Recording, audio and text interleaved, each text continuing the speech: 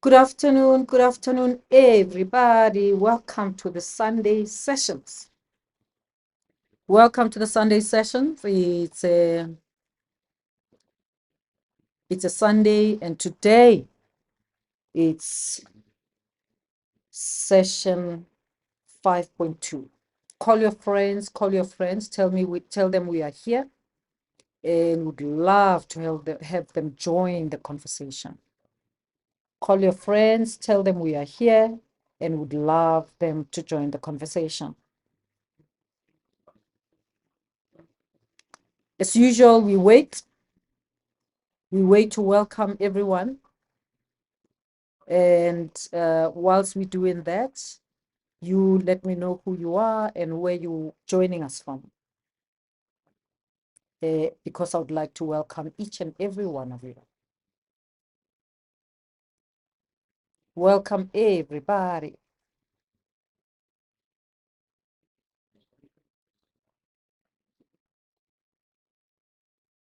Welcome.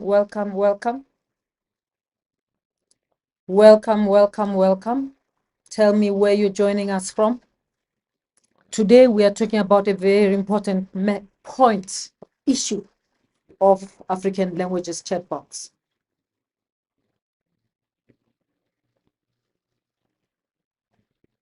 So join us, call your friends, tell them to join us.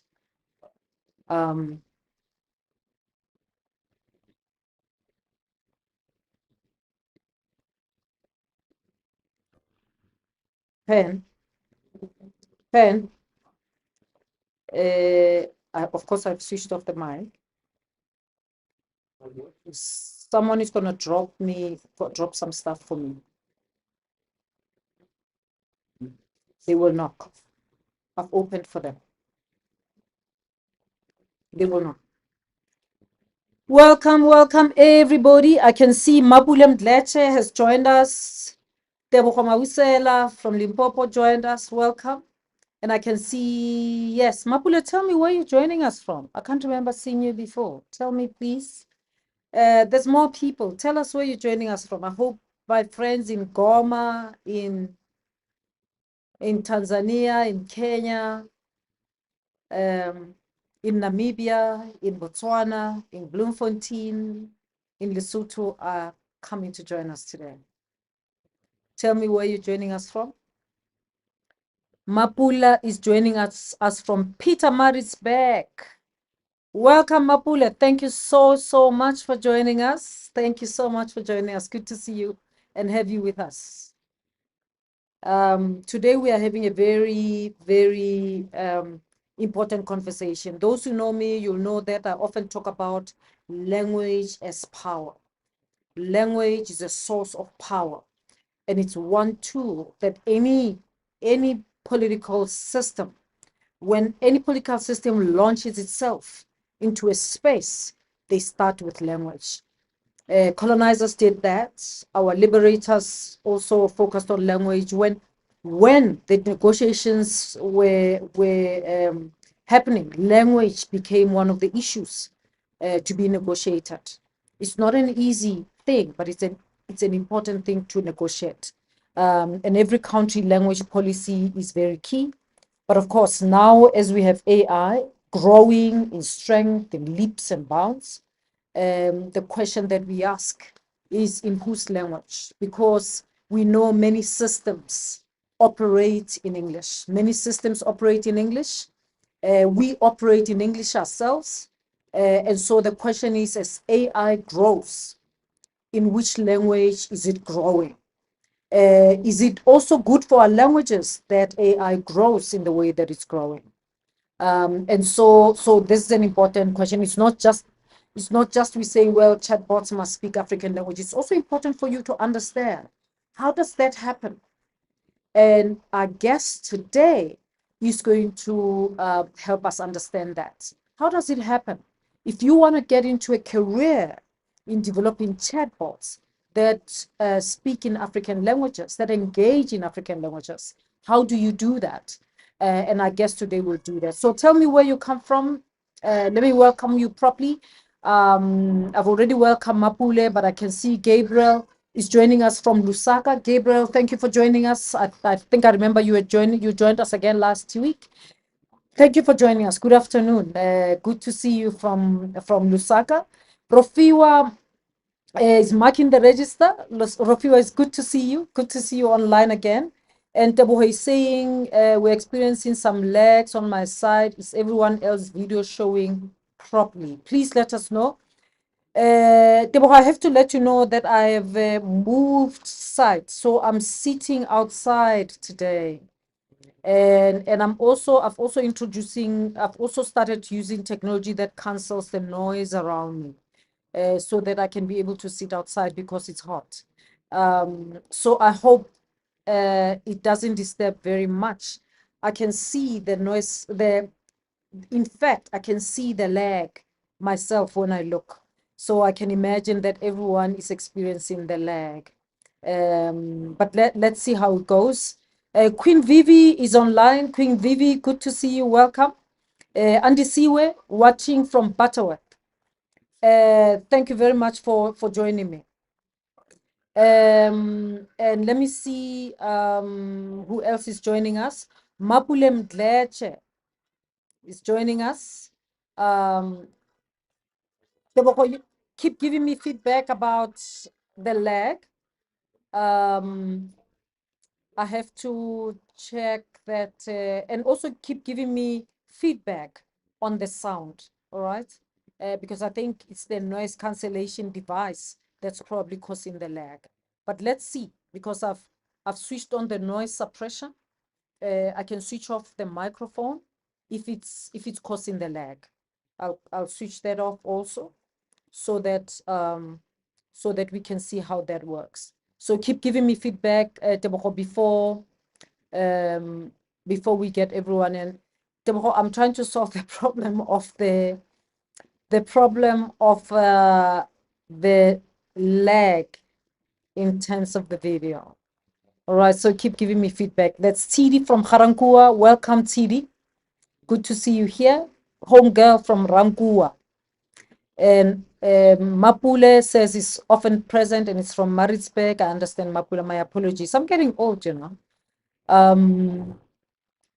No, Tebogo thinks it's network connection, but it's not network connection. Network connection is at the top here where I am. It might be network connection where you are. I don't know. But let's see if everyone else is experiencing the same. Greetings from Sineli Zui. Sineli Zui says greetings and fam joining from Mount Elif. I'm only one that is experiencing network problems. Ooh. It's interesting because my network looks the strongest here. It looks very strong from where I'm sitting because I'm just checking. It's all the lines up. Do you think it's network? Okay. There's a lag. Yes, there's a lag. I thought it's the device. So I've removed the microphone just in case. And I've done noise suppression. Let's see audio settings. It was fine when we did the test sound check. Let's see. Atwengile from Butterworth. These are my people from Wusu. Did you see that I'm dressed up in Wusu swag? Wusu. I'm captured. I mean, I like Wusu, so I dress up in Wusu quite often. Atwengile, welcome. Wanda Lubisi, welcome from the Northern Cape, is joining us. Yvette is joining us from Deep Kloof. Thank you very much, Yvette. I see you every week. We really appreciate your support. And Puleng is joining us from Cape Town. I think I'm going to continue. I'm going to ask Sylvester to join me. Sylvester, where he's sitting, he probably can hear me. Sylvester, please join me. Welcome, everybody. Call your friends, call your relatives and your neighbors. Because we are about to start a very important conversation. Do you want to see what could be? Okay, let's just try to see if we can solve this problem. I don't know how we do it because oh, it's here. Yes. Right. We're just trying to solve the problem of the lag. Okay, just be patient. Sylvester will be joining us in a moment, and thereafter we'll welcome Dr. Natalie.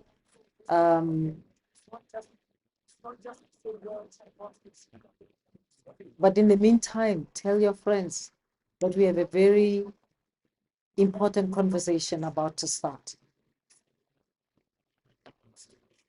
Hmm? All right. Mzwandile is joining us. Video keeps lagging. Mzwandile says everyone is complaining about the lagging video. Yeah, it's lagging. It's like a few seconds. I can see. I can see the lag is like a few seconds. It's buffering a lot on my side, but sound audible enough. Anyone experiencing the same? I think buffering wouldn't be the problem on my side, but maybe your network. Okay. Your voice gets cut for time and again. I don't know why. Uh, okay, so we're trying to solve the sound problem, but I'm worried that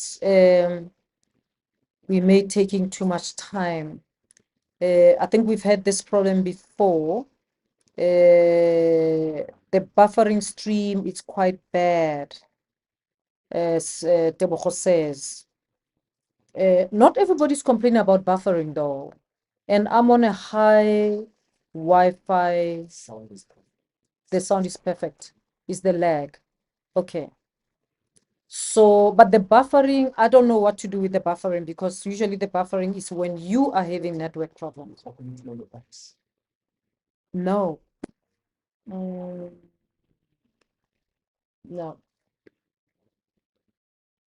I updated OBS. I don't know whether that could be the issue, but no. Let's see. I'm trying to do some things here. Let's see if anything is open, closing unnecessary things. Keep giving me feedback. Bongiwe from Eswatini, welcome. Welcome. Good to see Eswatini every week. Thank you very much for joining us. I'm just trying to sort out the sound problem. And I'm doing that by just closing unnecessary apps that are open. Any app that's open, I'm closing it just in case. That's the one that's causing that's perhaps causing the challenge. Okay. We're just gonna close the apps, first quit the apps that are open and we don't really need them. So we're going to do that. Let's see. But the sound is good. The sound is good, it seems. So, right, let's see. Okay, I'm gonna call Sylvester. Sylvester, join us if you can see me. Sylvester says maybe you should go back inside or closer to your router somehow. No, there's no router. Join, Sylvester. It's not my internet. It's something else to do with this. I just updated to the latest OBS, and maybe that's where the issue is. Okay, maybe that's where the issue is because I did the latest OBS. And we tried it, Sylvester, just a few minutes ago, and it was fine. So there's something going on there.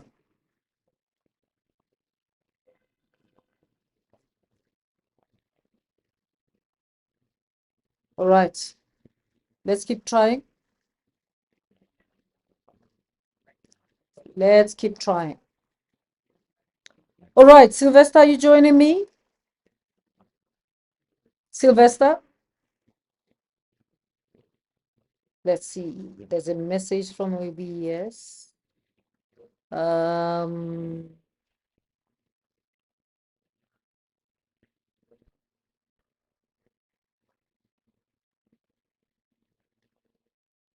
Mhm.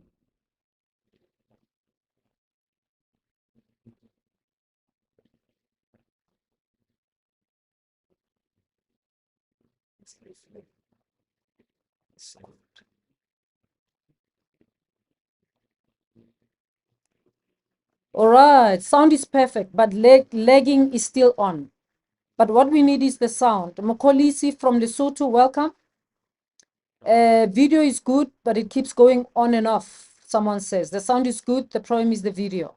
So there's a lag in the video. Motsabi from Dilopia, welcome. Bongiwe from Swaziland, we've welcomed you. So Tebogo is in Limpopo, and according to Tebogo, it's really, really bad. Okay, it should be. It's a little better now, I think. So let's get on with it. Sylvester is on the line, so we welcome Sylvester, and then thereafter we'll get Dr. Natalie online. Sylvester, switch on your camera. All right, Sylvester is here. Um, my technology is giving problems today, Sylvester, so that's why we are a little bit late. Okay, let's call Dr. Natalie. Call Dr. Natalie so long, Sylvester. Are you able to? Should I do that? I can see. I'm gonna spotlight you. There we go. Okay. We call Natalie. All right. We're going to welcome Dr. Natalie just now, and the session will start. Hi, are you calling her? I'm just sending a message. I've just sent a message to her. Let's see if she's able to join. There, we just request her to join.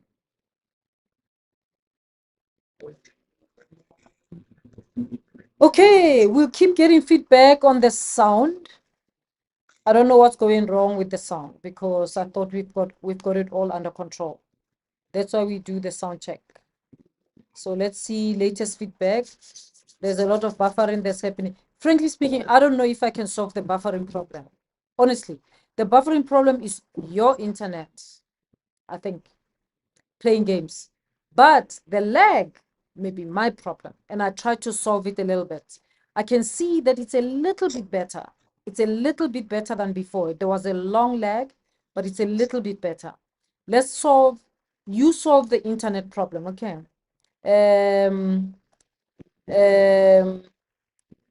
Yes, you know, people are saying I should go back inside. I wasn't ready to go back inside. Let me see if there are children in the house to get me back inside.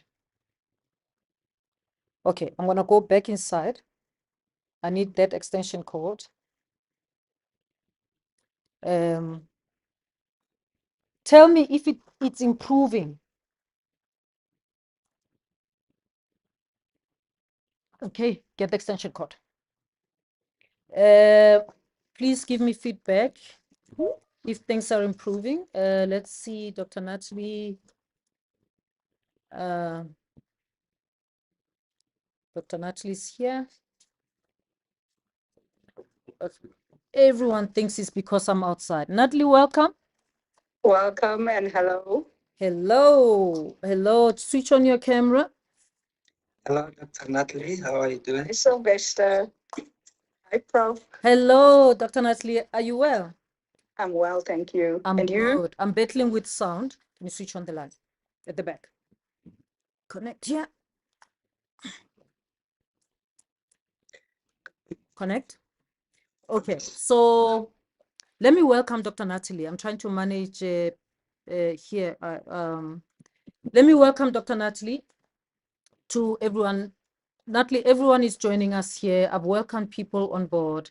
Let me tell them who you are. We've invited Dr. Natalie. But I mean, Dr. Natalie is amazing. She's got an amazing CV. She's a revered businesswoman, entrepreneur. And she's been recognized by Forbes Africa in the top 100 innovators and inventors as one of them. And she's been in the business for over 2 decades in the business of IT and technology. And she's the founder of Robots Can Think, which is a very provocative title, really. Um, she's uh, she her company Robots Can Think is a pioneering tech AI futurist company, and it's known for conceptualizing, building, and commercializing groundbreaking inventions. And maybe she will talk to us about some of them today. Dr. Natalie, of course, has got a PhD from Stanford. She's been invited across the world to as a speaker, and yeah, she'll be sharing with us today some of the work that she does as Women in AI Africa's lead. Uh, she she's educated marginalized communities about AI. She's passionate about democratizing AI, making sure that people understand and draw on the power of AI, and ensuring inclusivity and societal betterment worldwide. So we've got the right person to be talking with us today about African languages chatbots. But Dr. Natalie, welcome. Before I get into the chatbots, I mean, you know, I'm an academic, and I'm always fascinated when someone has got a PhD from Stanford. And we all want to know. It's almost, I mean, for people who are not just obsessed with the UK, know that Stanford is the premier university. And so, what PhD did you do in Stanford, and why did you end up here? Good question, and it brings back some good memories. So thank you, Prof. The PhD I did was a triangulation of psychology, neuroscience, and artificial intelligence. Yeah. And if you look at just the triangle, it's pertinent for today, right? Yes, it is. Yeah. I Absolutely. chose it because I wanted a full stack account of cognition, whether it's behavior, mechanism, and computation. Fantastic, fantastic. And since you completed your PhD, you went into tech, or did you do something else before? I was always in tech. I mean, I was this young kid at 17 working and studying. I earned my first innovation prize from our prestigious First National Bank, and I won it for 4 consecutive years thereafter. And some of their products are still in the market, and they're still using the products 20 odd years later, which is incredible.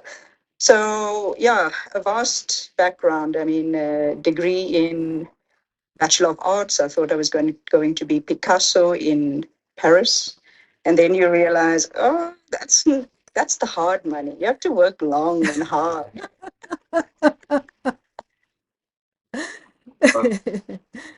Yeah, and so it went, but always in tech, always in innovation, invention, always seeing it different. Yeah, that's me. Fantastic. Now, let's then get to developing chatbots. What inspired your interest in developing chatbots in African languages? I think I took inspiration from Mr. Mandela. He always said when he went into negotiation, he met people where they were at and he spoke their language. Aha. And for me, that was important, is how in this digital age do we still communicate in an inclusive manner to bring people into the era of technology and now AI, of course, and the digital space. Yeah. And to reduce the fear. I really don't operate from fear, and I hope our audience, when they leave here, don't operate from fear as well. There has been in the past decade a lot of talk around AI taking our jobs, AI creating this fear, AI is ruining certain spaces. And from that, I said, okay, let's democratize AI. Let's bring it to our people in our native languages, and let's harness our richness. Yep. I mean, Prof, if you know, and perhaps your audience knows, prior to AI, we lived as a people. Yeah. We We were thriving as a people. We were first in agriculture. How did we do it? Yeah. True. We Yeah. knew where rain is going to fall. Yeah. Everyone saw the Kruger storms and they were worried, the Kruger floods recently, and they were worried that animals won't know how to navigate. And, thought and prayers were going out to animals. I mean, these are animals by It's the nature, they environment. know. Of course. They do. They do. Yeah. And therefore, African languages into AI and technology, especially chatbots, so that we can harness our rich history from homemade remedies, Mm. from cultural medicines Mm-hmm. to distinct language. Because, I mean, you would know as well that you cannot literally translate the meaning of Pythagoras Mm. directly into any of our languages. Mm. Mm. So, how do we explain Pythagoras in our local language so that maths is adopted? Exactly. And language doesn't become a barrier to entry. Yeah. Yeah. That's an interesting point. And of course, Natalie, I'm a mathematics education professor, and my research focuses on multilinguals in mathematics education. I don't want us to spend time on that. I'm very passionate about this. Everybody reads my work and they know that's my space in terms of the power of languages. I want us to go on this because it's so important what you're doing. But I mean, it's not, just like we can talk passionately about learning mathematics in our African languages, and we know the complexities that come with that. What will it give you access to? What does it mean when you go to university? What does the idea that language fluency actually gives you it's access to social goods that are important. But in this case, it's different because the the actually the the chatbot will speak your language. So it could be teaching you something. So it's not just you are just doing this, but it could be doing things, and so it can communicate with you. And so that's a little bit different in what. And so the question is, what is lost? Is there anything, or what is lost, if anything at all, when AI systems mainly operate in English or other colonial languages? Is there anything that's lost? A lot is lost. Who we are, who we are known to be, is lost. Mm, So we lose, I mean, accuracy, mm, culture nuances, reach, many concepts and social roles, respect markers, idioms that do not translate cleanly. And more importantly, people are forced to communicate in languages they may not be fluent in, which increases errors and excludes large parts of the population from digital services. mm, Not only services, but imagine unpacking healthcare, chronic illness, which the population is plagued by mm, in our languages. Would we not take better care of our health? Would mm. we not understand chronic illness differently? So Indeed. we lose our uniqueness, and that becomes digital colonialism, right? Mm. True, true. Sylvester, can I hand over Yeah, to you? Do you have a question for for Dr. Natalie? I have a lot of questions, but I think yeah, it's important that you come in as a yeah, resident AI enthusiast. yeah. Yeah, thanks again, Prof. Again for this wonderful opportunity to sit at table and have a conversation with uh, some of the brightest minds of our time. Thank you once again, Dr. Natalie, for making this time to just bring us into your space and uh, discuss these things with us. As we are talking now, I remembered, one of the questions I grappled with. So, in my own learning, one of the tools I go to now is a Notebook LM by Google. Pen, Of course, it are helps we learning. live? Uh, It makes everything easy. It can create videos, I can't see us infographics, live here. mind maps. It's such a wonderful tool that just about everybody's using now. But when it first came out, one of the languages they supported, the first African language they supported was Afrikaans. And they did so for a long time. It was the only African language. So every once in a while, I would head over to their page and ask them, when are the other African languages coming on? And they would say, we're working on it. Of course, that's a reflection of the social capital that the Afrikaner community has, which they've built over time. But it's obvious that other languages too, other people in Africa find a way to be represented in the tech space. I think the Afrikaner community is an example So the of video how is stopped. fast you can build yourself Why? if you use your own languages. I've switched So the video. this shows me, this demonstrates how important this is. I don't know if you can say anything towards that. I fully agree, firstly. Yeah. I mean, we must remember that Just what slowly. we're seeing today and what we're experiencing today with large Because the language mic models like stopped. is that large language models have been trained on historic You data. can see Sylvester. And we know that No, our this is African mine now. languages did not dominate and sort of make an appearance. Yeah. It probably did of recent, maybe prior, well, post 1994. I do agree with your sentiments that we obviously will see a lot more of Afrikaans come through first, but it doesn't give us, it shouldn't hinder us from thinking and knowing that our languages will be included. And they are. I mean, if you go to Google Translate right now, you could translate to any local language, Zulu, Xhosa, and so forth.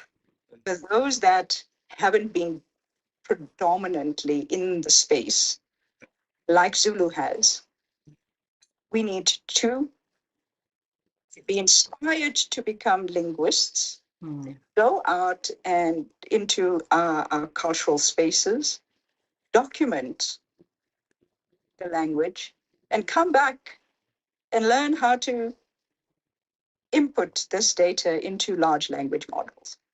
Create our own large language models for certain of the languages that we find excluded. So do you see the natural play that AI is not soul? It lives with the linguistics. Yeah. It lives with the arts. It lives with industry, commerce, finance, and so forth. So we can't exclude it and say, okay, it's just AI. I need to learn AI. It's part and parcel of everything we know. Yeah. Yeah. Okay. If I can proceed, Prof. Yeah. So I think what we're discovering is that chatbots were really the introduction into this current iteration of AI. When we first encountered ChatGPT in 2022, it came to us as a chatbot. But now AI is moving beyond that and is opening new pathways. But the chatbot is still a pivotal entryway into the space. I don't know if we can say anything regarding the evolution of AI, how it's moving beyond mere chatbot, and what other avenues are opening up as a result of that. I mean, it's largely moved past chatbots. Like you said, chatbots is the entry into. I mean, from a chat, you can now book flights and accommodation. You can book your learning programs, understand items and topics you have not understood prior. If you go back into the health space, you could book consultations and have virtual doctor consultations. Yeah. You literally have the world's knowledge at your fingertips. And now in our language. So my question then back to you is, why don't we have more people building and utilizing AI? If you have access to Wi-Fi, what are you doing? Yeah. Because the world's knowledge, whether it's Stanford or other, Harvard or other, Yeah. is literally in South Africa right now, available to anyone who has a Wi-Fi connection. To come back to your question, if you look at it from a chatbot perspective, AI is dominating in terminology called agentic spaces. What does that mean? It means AI is now fluent in aspects that I was fluent in. Generate an invoice, send it to Sylvester. Read my email, summarize it for me. Those are agents behind the scenes, curating that. Now imagine if we use the knowledge of chatbot plus agents in our local spaces to teach and educate and to help people fall in love with maths and science and astrology and space and the moon. And I mean, Yeah. we see fraud coming through quite highly as well when you look at the future. Everyone's an expert. Everyone's a doctor. Everyone's a thought leader. Who do you listen to? Everyone's a forex trader. Everyone can get you rich quickly. So everything in our natural space has amplified. Yeah. But Natalie, what are the biggest technical challenges in building chatbots for African languages? It's access to our language, Okay. access to our data sets, and investments for that. So how do we solve that problem? When you say access to our data sets, access to our language, what does that mean for people who are listening, who are thinking, is there an opportunity here? Yes, there's an opportunity here. Create the data sets, create a commercial model to sell those data sets, or create entrepreneurship. I mean, we see it with Masa Sakane coming out of South Africa. We see it with Mozilla, who's supporting language preservation in South Africa and Africa. Lucy is spearheading that. So you too can go to the community, identify the languages that are missing and should be included, document the data sets, commercialize those data sets, learn how to build LLMs. I mean, GPT can teach it to you right now. Learn how to commercialize it. And then be provocative in asking the institutions, government or other, to support us in purchasing the infrastructure that harnesses our local languages. So if you want to be provocative, you can even develop those LLMs in Tsotsi Tao. Exactly. Yeah. So that it's available, and you could be the only one who's got that. I mean, just like we had people developing dictionaries in Tsotsi Tao, and it wasn't even people who lived in townships, but it's people who saw an opportunity years ago and they kept growing it and growing it and growing it. But now you can develop a large LLM on African, in Sipitori, for example. Most definitely. Because the largest challenge, and I'm going to reiterate it, is limited high quality data. Yeah. And wide dialectal variation. Yes. Evaluation benchmarks. So if we don't include communities who understand the dialect, who understand the language, to create the high quality data sets, then we're part of the problem, right? Yeah. And once we have that high quality data sets, we have leverage to go back into the institutions, like I said, government or other, to support purchasing of infrastructure, the financing of large language models to harness our bespoke languages. So basically, the data from for African language chatbots comes from the people. Is that what it is? Yes. And so who owns it? The person who makes it available. I would hope we all do. And that would be the ethical side of me saying that. But if you're looking at practicality, Mm, large language models right now, like Google Translate or other, it's owned by those massive organizations. Where do they get their data from? They scraped websites and other archives to harness this data, and therefore it's it's inaccurate. mm, mm, But that's the languages we know, we're familiar with. mm, Like I said, Zulu is the next one because there is information available about it. mm, So the Google Translates have literally scraped the data and they own it. But if you go into Yoruba, mm, you could create a copyright for the data sets. mm. You could then commercialize the data sets or become an entrepreneur. I actually think Yoruba and Zulu and Swahili are actually the African languages that are most known internationally and are taught in other universities in the US. Those three languages are taught. But if you think about it, Northern Sotho, for example, in Northern Sotho, I know that the Balobedus in Limpopo always say, but the Northern Sotho that's spoken, it's not really like Bolobedu, it's a different one. And what you are, the wisdom that you bring is to say, well, if you are a Mulobedu, then develop it, Yes, develop the data set, and then monetize it. yes, Because it's not, the world doesn't know that. The world only knows Sepedi, and Sepedi is not even taught anywhere else in the world except in South Africa, not in any other country, only in South Africa. But actually, you can actually grab that opportunity and run with it. yeah. And I would like to be a tad bit controversial right now. If you're on LinkedIn speaking the languages you mentioned, write in those languages. Aha, Confuse the algorithms. aha. Is it confusing the algorithm or is it teaching,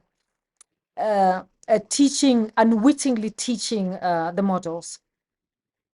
A bit of both. I think it Yeah. would be confused because you're going to understand